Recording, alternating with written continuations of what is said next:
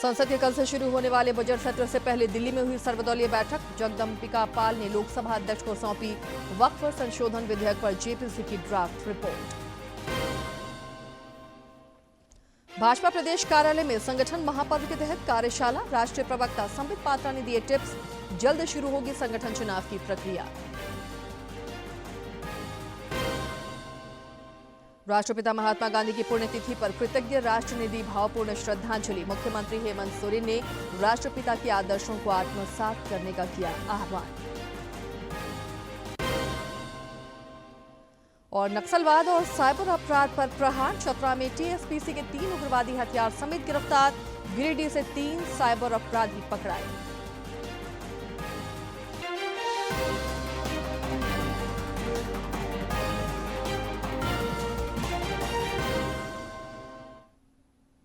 नमस्कार, प्रादेशिक समाचार में आपका स्वागत है। मैं हूं आसिया नाजली और अब समाचारों पर नजर डालते हैं विस्तार से। संसद का बजट सत्र कल से शुरू हो रहा है, जिसे लेकर आज नई दिल्ली में सर्वदलीय बैठक हुई। इस बैठक में रक्षा मंत्री राजनाथ सिंह, स्वास्थ्य मंत्री जेपी नड्डा, संसदीय कार्य मंत्री किरेन रिजिजू समेत पक्ष विपक्ष के कई नेता शामिल हुए। सत्र के सुचारू संचालन पर सरकार की ओर से जोर दिया गया ताकि सदन के समय का सदुपयोग हो सके। गौरतलब है कि बजट सत्र का पहला चरण 13 फरवरी तक चलेगा। केंद्रीय वित्त मंत्री निर्मला सीतारमण 1 फरवरी को आम बजट पेश करेंगी। सरकार ने सर्वदलीय बैठक बुलाई। संसदीय कार्य मंत्री किरेन रिजिजू दोनों सदनों के तमाम दलों के फ्लोर लीडर्स के साथ बैठक में मौजूद रहे। रक्षा मंत्री राजनाथ सिंह, जेपी नड्डा, रामगोपाल यादव, मनोज झा, तिरुचि शिवा, जयराम रमेश, संजय झा, चंद्रशेखर आजाद, अर्जुन राम मेघवाल, एल मुरुगन, डेरेक ओब्रायन, टीआर बालू, महुआ माझी, हनुमान बेनीवाल, गौरव गोगोई समेत अनेक सांसद और नेता बैठक में मौजूद रहे। बैठक में संसदीय कार्य मंत्री ने विपक्षी नेताओं से संसद की कार्रवाई सुचारू रूप से चलाने पर सहमति बनाने की कोशिश की। दरअसल कल संसद सत्र शुरू होने से पहले राष्ट्रपति द्रौपदी मुर्मू दोनों सदन के सदस्यों को संबोधित करेंगी। बजट सत्र का पहला भाग 13 फरवरी को समाप्त होगा, जबकि सत्र का दूसरा भाग 10 मार्च को शुरू होगा और 4 अप्रैल तक चलेगा। इधर वक्फ संशोधन विधेयक पर गठित संयुक्त संसदीय समिति के अध्यक्ष जगदम्बिका पाल ने आज संसद भवन में लोकसभा अध्यक्ष ओम बिरला को अपनी ड्राफ्ट रिपोर्ट सौंपी। इस दौरान गोड्डा सांसद निशिकांत दुबे समेत समिति के अन्य सदस्य भी मौजूद रहे। मसौदा रिपोर्ट स्वीकार किया। जगदम्बिका पाल ने कहा कि समिति ने विधेयक से संबंधित 14 खंडों के संशोधन को स्वीकार कर लिया है। वक्फ संशोधन विधेयक का उद्देश्य अवैध वक्फ संपत्तियों पर दावा करने में महत्वपूर्ण सुधार करना है। इनमें अभिलेखों का डिजिटलीकरण, अभिलेखों की ऑडिट, पारदर्शिता और कानूनी तंत्र स्थापित करना शामिल है। इस विधेयक का उद्देश्य देश की वक्फ संपत्तियों के प्रबंधन और विनियमन में सुधार लाना है। संशोधित बिल और ड्राफ्ट रिपोर्ट के पक्ष में 16 और विपक्ष में 11 वोट पड़े। जेपीसी ने वक्फ बोर्ड में गैर मुस्लिम सदस्यों की संख्या बढ़ाने की सिफारिश की। बोहरा और आगा खानी समुदाय को इस कानून के दायरे से बाहर रखने का सुझाव दिया। सेंट्रल और स्टेट वक्फ बोर्ड में गैर मुस्लिम सदस्यों की संख्या बढ़ाने का प्रस्ताव है। विपक्षी सदस्यों ने इस रिपोर्ट पर असहमति जताई है और इसे सरकार का मनमाना रवैया बताया। समिति ने वक्फ संपत्तियों के किराएदारों के हितों की रक्षा के लिए भी कुछ उपाय सुझाए हैं। वक्फ की रिपोर्ट हमने 655 पेज की, जो पिछले 5 महीने में दिल्ली में 38 बैठकों के बाद लगभग 111 घंटे हम बैठे, 7 घंटे 8 घंटे हर मीटिंग में, और 250 स्टेक होल्डर्स और डेलीगेशंस के साथ मिले, देश के राज्यों के बोर्ड के साथ मिले, हम तमाम राज्यों के गवर्नमेंट ऑफिशियल के साथ, इस्लामिक स्कॉलर के साथ, हाई कोर्ट के लायर, सुप्रीम कोर्ट के लायर, फॉर्मर जजेज, वाइस चांसलर के साथ मिले। एक बहुत एग्जॉस्टिव डिटेल डिलिब्रेशंस के साथ जो रिपोर्ट तैयार हुई है, मुझे विश्वास है कि इस रिपोर्ट के बाद जो बिल आएगा वो बिल निश्चित तौर से अपने आप में जो एक सरकार की मंशा है संशोधन लाने के पीछे, इसका गरीब को फ़ायदा मिले, अनाथ को मिले, बच्चों को मिले, महिलाओं को मिले, इसका फ़ायदा मिलेगा। आगामी 1 फरवरी को संसद में देश का वार्षिक आम बजट पेश होना है। राज्य के युवाओं, मध्यम और निम्न आय वर्ग के लोगों और व्यापार जगत को बजट से काफी उम्मीदें हैं। मंत्री निर्मला सीतारमण लोकसभा में 1 फरवरी को लगातार 8वीं बार देश का आम बजट पेश करेंगी। रांची में आम बजट को लेकर लोगों की उत्सुकता चरम पर है और सभी को बजट से खुशियों के सौगात की उम्मीद है। निर्मला सीतारमण जी बजट पेश कर रहे हैं देश का। हम लोग व्यापारिक जगत से जुड़े हुए हैं तो उम्मीद रखते हैं कि व्यापार से संबंधित अच्छी खबरें आए। राजधानी रांची की नौकरी पेशा और मध्यम तथा निम्न आय वर्ग के लोग बेसब्री से केंद्रीय वित्त मंत्री के बजट भाषण का इंतजार कर रहे हैं। हम चाहते हैं बजट के सब जो आ रहा है मिन्ता मंत्री जी हम लोग सब है वो सब हम लोग को युवा लोग को हम लोग को नौकरी दे। राजधानी के युवाओं को जहां रोजगार प्रदायी बजट की उम्मीद है तो मध्यम और निम्न आय वर्ग के लोगों को सेवाओं तथा सुविधाओं में विस्तार का भरोसा है। तो पेट्रोल 100 के पार ही जा रहा है। एटलीस्ट कम से कम 80-90 के आसपास उसको होना चाहिए था। मध्यम वर्ग के लिए हम लोग के लिए कुछ प्रावधान निकाला जाए। बड़े लोगों के लिए तो लोग देखा जाता है मगर छोटे लोगों के लिए कुछ नहीं व्यवस्था है। आगामी आम बजट से व्यापार जगत को भी काफी उम्मीदें हैं। Federation of Jharkhand chamber of commerce and industries FJCCI के कोषाध्यक्ष रोहित अग्रवाल ने कहा कि उन्हें विश्वास है कि आम बजट से व्यापार जगत को भी संबल मिलेगा। नए पॉलिसीज लानी चाहिए, गवर्नमेंट को बिजनेस फ्रेंडली बनाना चाहिए, इंफ्रास्ट्रक्चर पर और विशेष ध्यान देना चाहिए। टायर 1 टायर 2 सिटीज़ का विकास हो चुका है, अब टायर 3 टायर 4 सिटीज़ पे भी सरकार को अपना ध्यान केंद्रित करना चाहिए। जैसे अपने रांची हो गया, धनबाद हो गया, इस तरह की सिटीज़ के लिए भी करना चाहिए। प्रधानमंत्री नरेंद्र मोदी के कुशल नेतृत्व और निर्देशन में देश का तेज गति से विकास हो रहा है। उम्मीद की जानी चाहिए कि इस बार के बजट से देश के हर हिस्से के समग्र तथा समावेशी विकास को नया आयाम मिलेगा और भारत विकसित राष्ट्र की ओर तेज रफ्तार से आगे बढ़ेगा। रांची से अवधेश गौतम की रिपोर्ट। इधर सरायकेला खरसावां के लोगों को भी बजट से काफी उम्मीदें हैं। लोगों का मानना है कि प्रधानमंत्री नरेंद्र मोदी के कुशल नेतृत्व में जिस प्रकार देश का चहुमुखी विकास हो रहा है, उस विकास की गति को आगामी बजट और तीव्रता प्रदान करेगा और सबों की आकांक्षाएं पूरी होंगी। ध्यान रखा जाए, हम मध्य वर्गीय परिवारों का थोड़ा अनुरूप देखकर ही बजट बनाया जाए ताकि हम लोग का कमर न टूटे। मेरी जो उम्मीदें हैं इस आम बजट से वो ये शिक्षा के अनुरूप भी होना चाहिए। जैसे जितने भी शिक्षा संबंधी सामग्री है उसमें GST वगैरह कम होनी चाहिए। हम GST वगैरह सारा टाइम से पेमेंट करते हैं बट हमें ऐसा कुछ राहत नहीं मिल पा रहा। हमें उम्मीद है कि GST में हमें थोड़ा राहत दे। ये इजी है बट और इजी चाहिए। सरकार से मैं आशा करता हूँ कि बजट आम पब्लिक के लिए जो मिडिल क्लास से आते हैं उनके हिसाब से होना चाहिए। आग्रह है कि रोजमर्रा के सामान को सस्ता किया जाए, जैसे आलू, आटा, चावल जैसे है, उस पर टैक्स का बोझ कम किया जाए। अभी जो बजट आने वाला है उस पर थोड़ा ध्यान देना चाहिए। आलू, प्याज, टमाटर, बैंगन जो भी है, सब्जी है, चावल, आटा अभी थोड़ा सस्ता होना चाहिए। संगठन महापर्व के सिलसिले में आज रांची में भाजपा प्रदेश कार्यालय में कार्यशाला का आयोजन हुआ, जिसमें पार्टी के राष्ट्रीय प्रवक्ता संबित पात्रा समेत अन्य नेता भी शामिल हुए। संगठन महापर्व सदस्यता अभियान के बाद अब प्रदेश भाजपा संगठनात्मक चुनाव की ओर बढ़ रही है। इस सिलसिले में प्रदेश कार्यालय में प्रदेश एवं जिला चुनाव टोली कार्यशाला का आयोजन हुआ।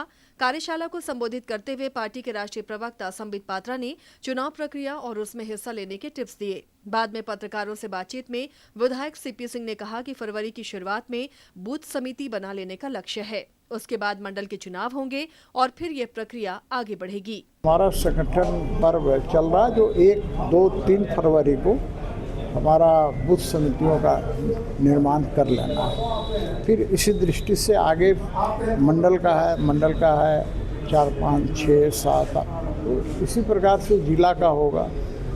इस पर उन्होंने प्रकाश डालने का काम किया। प्रदेश कार्यालय में पत्रकारों से बातचीत में पार्टी के वरिष्ठ नेता और राज्यसभा सांसद प्रदीप वर्मा ने बताया कि राज्य में भाजपा द्वारा चलाए गए सदस्यता अभियान में 10 लाख से अधिक लोगों ने पार्टी की प्राथमिक सदस्यता ग्रहण की है।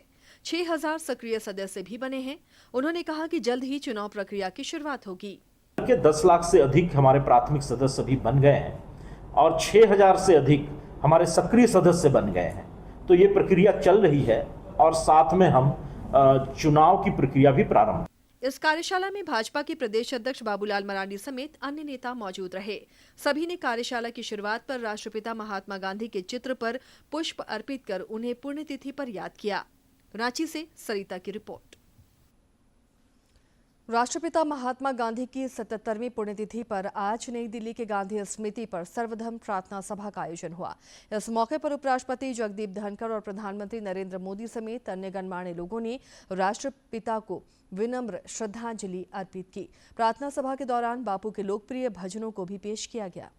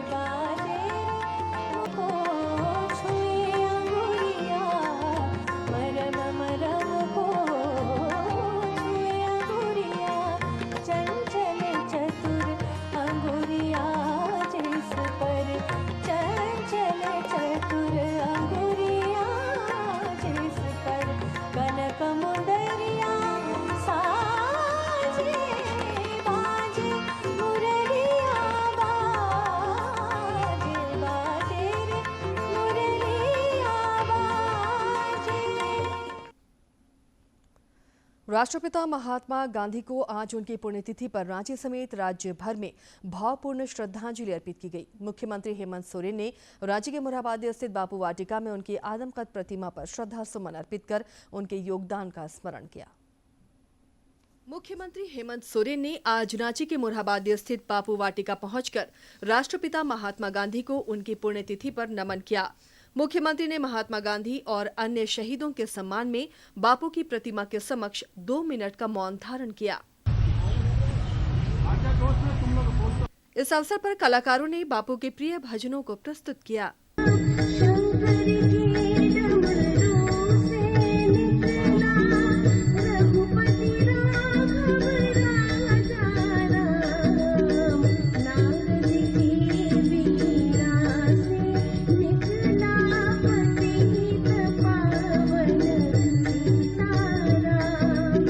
इस मौके पर मुख्यमंत्री ने कहा कि राष्ट्रपिता महात्मा गांधी के आदर्शों को जीवन में आत्मसात करना उनके प्रति सच्ची श्रद्धांजलि होगी। हमें गर्व है कि ऐसे महान पुरुषों का ये देश रहा है जिनके पत्तियों पर जिनके विचारों को आज भी अनुसरण किया जाता है। इस मौके पर कई गणमान्य लोग भी मौजूद रहे। रांची से डीडी झारखंड के लिए ब्यूरो रिपोर्ट। पेयजल स्वच्छता सह मद्य उत्पाद निषेध मंत्री योगेंद्र प्रसाद ने आज रामगढ़ के मुरुबंदा स्थित अपने आवास में लोगों से मुलाकात और संवाद की। इस दौरान वे जन समस्याओं से अवगत हुए और संबंधित अधिकारियों को समय सीमा के भीतर समाधान के लिए निर्देशित किया। सोशल मीडिया पर कुछ तस्वीरें साझा कर श्री प्रसाद ने जनता की सेवा को सर्वोच्च प्राथमिकता बताया। मुख्यमंत्री मैया सम्मान योजना भ्रष्टाचार की भेंट चढ़ती नजर आ रही है। बोकारो में इस योजना के सिलसिले में हुए भौतिक सत्यापन में चौंकाने वाले खुलासे हुए। जांच में पाया गया कि एक ही बैंक खाता का नंबर दर्ज कर अलग अलग नाम से अलग अलग प्रखंडों में कुल 95 बार आवेदन किए गए हैं। उपायुक्त विजय जाधव ने संबंधित खाता धारक और प्रज्ञा केंद्र संचालक के खिलाफ प्राथमिकी दर्ज करने का निर्देश दिया है। 0 से शुरू होते हैं। इन सारे लिस्ट को आप देखेंगे तो सारे अकाउंट 00 से शुरू होते हुए देखा जा रहा है। ये सारे अकाउंट्स को विधिवत जिला आपूर्ति पदाधिकारी से वेरीफाई करवाया गया। ये कोई भी राशन कार्ड यहाँ अस्तित्व में नहीं है। केवल पर्टिकुलरली 2-3 सरनेम्स का उपयोग किया है। मुर्मू है, हासदा है, इस तरह से सरनेम्स लगाए हैं और एक ही साथ इतने सारे आवेदन दिए गए हैं। तो ये कंप्लीट धोखाधड़ी का मामला है, जिसमें फर्जी डॉक्यूमेंट तैयार करना, इस तरह से फॉल्सिफिकेशन के द्वारा सरकार के यहाँ आवेदन देना और मॉनेटरी लाभ लेने का प्रयास है। तो जिन्होंने एंट्री किया है, साथ ही साथ जिनके बैंक अकाउंट्स खुले हैं, जिन्होंने इसको दिया है, बैंक अकाउंट्स को इस्तेमाल किया है पैसा लेने के लिए, वो भी उतने ही जिम्मेदार है और हमने ये दोनों के विरुद्ध भी FIR करने का आदेश दे दिया। इलेक्ट्रॉनिकी और सूचना प्रौद्योगिकी मंत्री अश्विनी वैष्णव ने कहा है कि भारत आने वाले महीनों में अपना मूलभूत एआई मॉडल तैयार करेगा। श्री वैष्णव ने नई दिल्ली में आज पत्रकारों को बताया कि भारत का मूलभूत मॉडल विश्व के श्रेष्ठ मॉडल की बराबरी वाला होगा। उन्होंने कहा कि प्रधानमंत्री नरेंद्र मोदी का मानना है कि आधुनिक तकनीक सभी के लिए उपलब्ध होनी चाहिए। DeepSeek was trained on 2000 GPUs, right? We have now 15,000 high-end GPUs. The ChatGPT version 4 was trained on about 25,000 GPUs. So this gives us a huge compute facility, very robust compute facility, something which will really give the boost to our ecosystem, to our startups, to our researchers, to our academia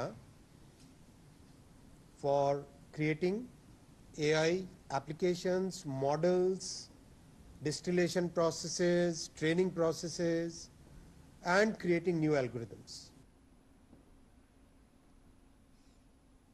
उच्चतम न्यायालय ने झारखंड में सहायक शिक्षक नियुक्ति को लेकर बड़ा आदेश दिया है। शीर्ष अदालत ने कहा है कि सिर्फ जेटेट अभ्यर्थी ही सहायक शिक्षक नियुक्ति प्रक्रिया में शामिल हो सकते हैं। अन्य अभ्यर्थी जिन्होंने सीटेट परीक्षा पास की है वो सहायक शिक्षक नियुक्ति प्रक्रिया में हिस्सा नहीं ले पाएंगे। दरअसल झारखंड हाईकोर्ट ने एक मामले की सुनवाई करते हुए कहा था कि राज्य में 26,000 सहायक शिक्षकों की नियुक्ति के लिए चल रही प्रक्रिया में दूसरे राज्य के टेट पास अभ्यर्थी या सी टेट पास अभ्यर्थी भी शामिल हो सकते हैं। शिक्षा मंत्री रामदास सोरेन शैक्षणिक भ्रमण के लिए कोलकाता जा रहे 800 छात्र छात्राओं को आज रांची के हटिया स्टेशन से रवाना करेंगे। विद्यार्थियों का यह दल रात 8 बजे विशेष ट्रेन से रवाना होगा। गौरतलब है कि राष्ट्रीय आविष्कार अभियान के तहत IRCTC द्वारा शैक्षणिक भ्रमण कार्यक्रम के तहत रांची, चतरा, गुमला, हजारीबाग, लातेहार, पलामू, गढ़वा और सिमडेगा जिले के कुल 800 विद्यार्थियों को शैक्षणिक भ्रमण के लिए कोलकाता ले जाया जा रहा है।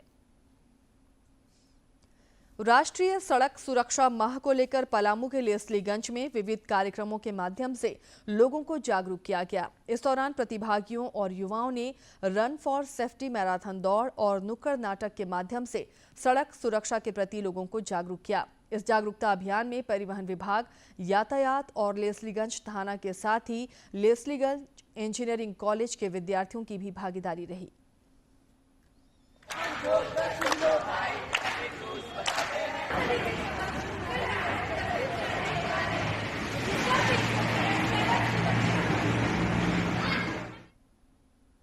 राज्य के विभिन्न हिस्सों में आजकल नक्सल ऑपरेशन जोर शोर से चल रहे हैं। बोकारो और पश्चिमी सिंहभूम में जहां मुठभेड़ में कुछ नक्सली ढेर कर दिए गए, वहीं राज्य के अन्य जिलों में भी पुलिस और सुरक्षा बल उनके लिए काल साबित हो रहे हैं।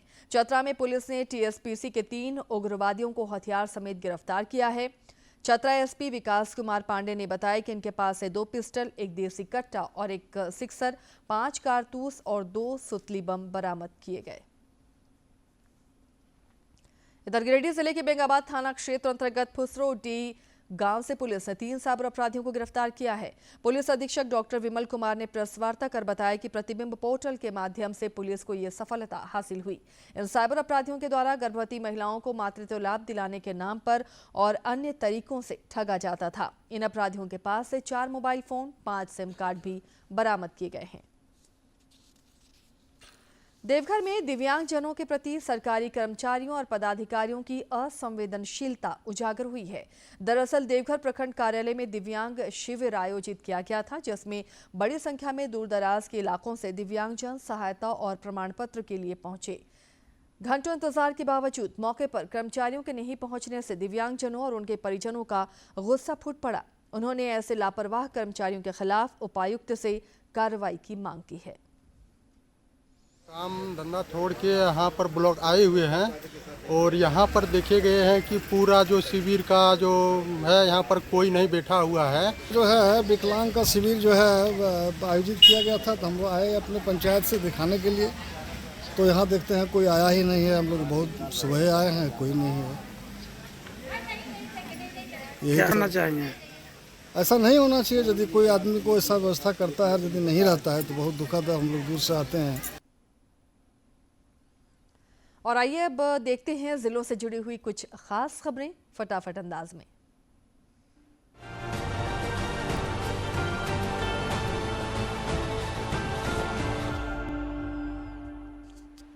रांची के उपायुक्त मंजुनाथ भजंत्री ने कल सदर अस्पताल का औचक निरीक्षण किया। इस दौरान उन्होंने साफ सफाई सहित अस्पताल में मरीजों को दी जाने वाली विभिन्न चिकित्सीय सुविधाओं का जायजा लिया और अस्पताल उपाधीक्षक, चिकित्सकों तथा कर्मियों को आवश्यक दिशा निर्देश दिए।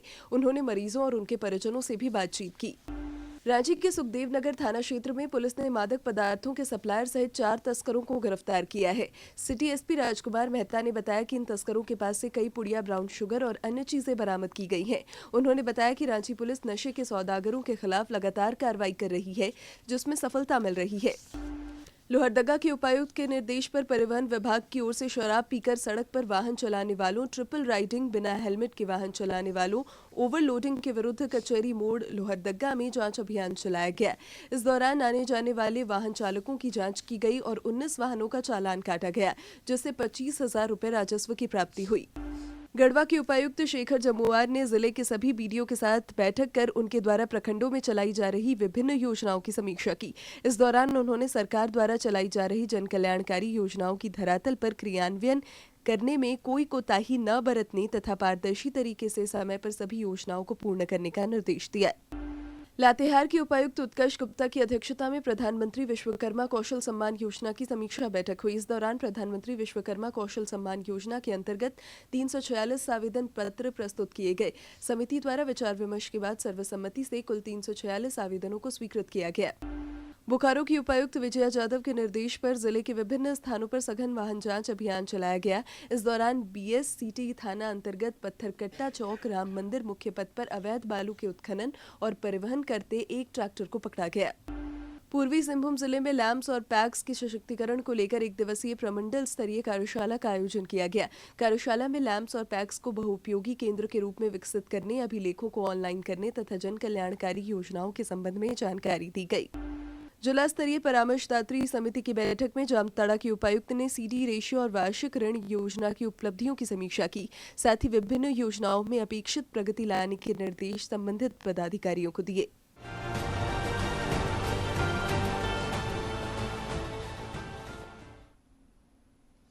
बढ़ते हैं आगे। प्रयागराज महाकुंभ में श्रद्धालु लगातार पवित्र स्नान के लिए पहुंच रहे हैं।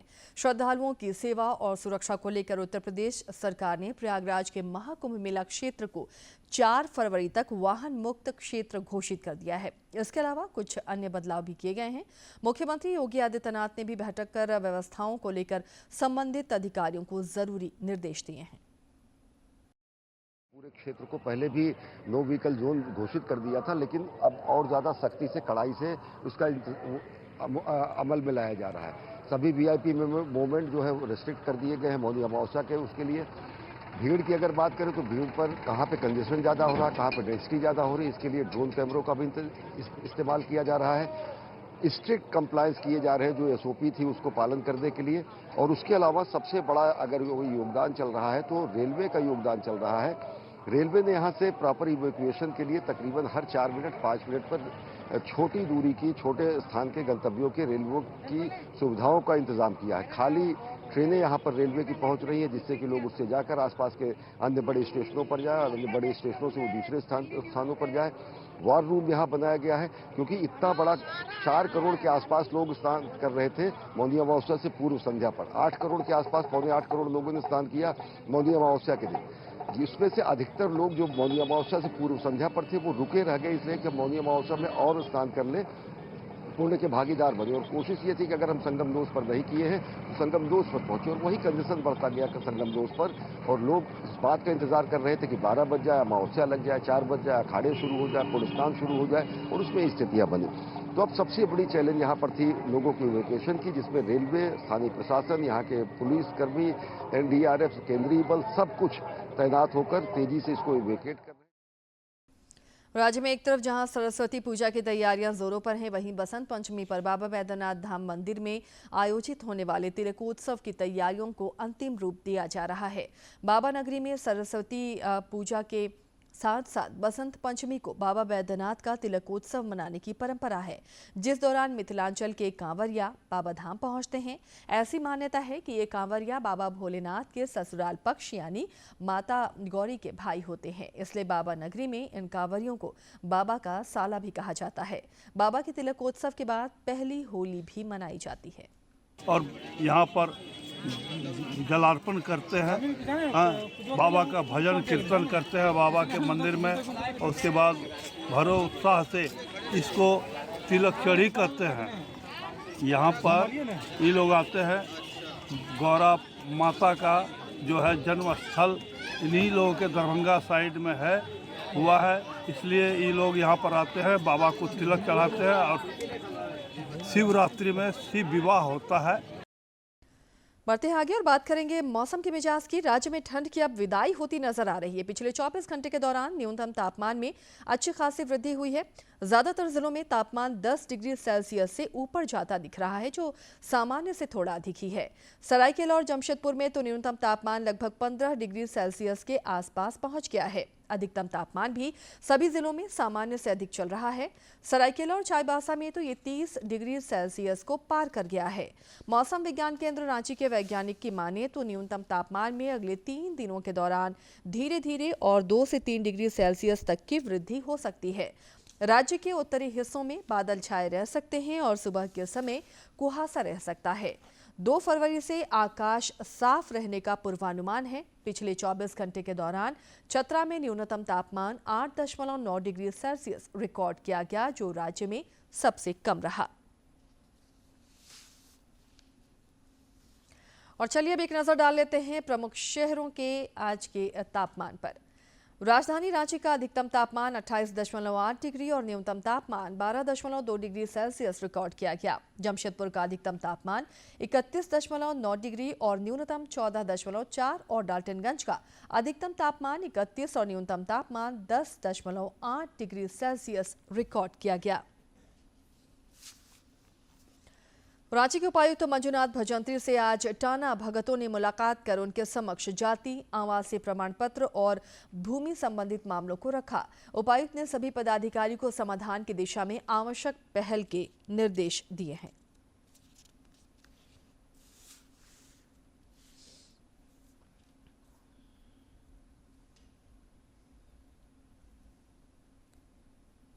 सिमडेगा में आयोजित गांधी मेले में मांदर, नगाड़े और ढाक की जमकर बिक्री हो रही है। यहां झारखंड ही नहीं, ओडिशा के नगाड़ा विक्रेताओं ने भी अपने स्टॉल लगाए हैं। नगाड़ा और मांदर हमारी संस्कृति में शामिल है। शादी, विवाह और अन्य अवसरों पर इनका उपयोग किया जाता है। गणतंत्र दिवस के मद्देनजर सिमडेगा में आयोजित गांधी मेले में मांदर, नगाड़े और ढाक की जमकर बिक्री हो रही है, जिससे विक्रेता खासे खुश हैं। दुकानदारी हमारे हिसाब से ठीक ही है, उतना मिलने का पैसा थोड़ा डाउन लग रहा है, मगर ठीक है। यह झारखंड ही नहीं, ओडिशा के नगाड़ा विक्रेताओं ने भी अपने स्टॉल लगाए हैं।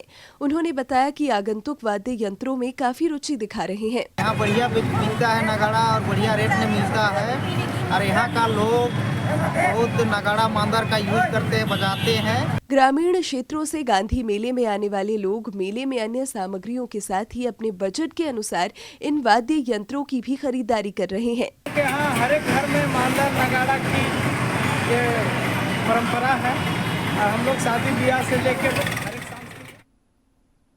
इसके साथ ही इस बुलेटिन में फिलहाल इतना ही, लेकिन चलते चलते एक बार फिर से नजर डालेंगे सुर्खियों पर। संसद में कल से शुरू होने वाले बजट सत्र से पहले दिल्ली में हुई सर्वदलीय बैठक। जगदम्बिका पाल ने लोकसभा अध्यक्ष को सौंपी वक्फ संशोधन विधेयक पर जेपीसी की ड्राफ्ट रिपोर्ट। भाजपा प्रदेश कार्यालय में संगठन महापर्व के तहत कार्यशाला। राष्ट्रीय प्रवक्ता संबित पात्रा ने दिए टिप्स। जल्द शुरू होगी संगठन चुनाव की प्रक्रिया।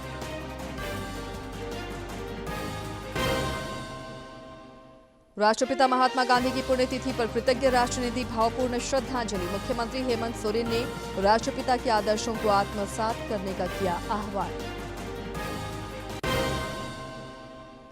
और नक्सलवाद और साइबर अपराध पर प्रहार। चतरा में टीएसपीसी के 3 उग्रवादी हथियार समेत गिरफ्तार। गिरिडीह से 3 साइबर अपराधी पकड़ाए।